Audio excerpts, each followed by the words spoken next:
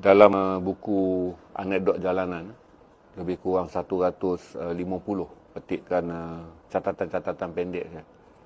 Kebanyakannya adalah catatan perjalanan saya di dalam negara. Tapi saya kreditkan untuk seorang gadis muda yang pada tahun 2001 dia menjadi pelajar pelatih training ketika saya menjadi penerbit dan juga penolong pengurus di bilik berita NTV7. Nama dia Paulina Ope Paulus.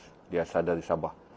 Di dalam bab 2 buku ni, saya menceritakan bagaimana daripada gadis praktikal, Paulina kemudiannya saya rayu kepada pihak sumber manusia untuk serapkan dia ke dalam pasukan disiasat, tapi dibayar gaji murah kerana tahun 2001 berlaku masih lagi belum pulih daripada kemesetan ekonomi akibat kejatuhan mata wang. Jadi Paulina ni bekerja dengan saya RM1,500 dengan latihan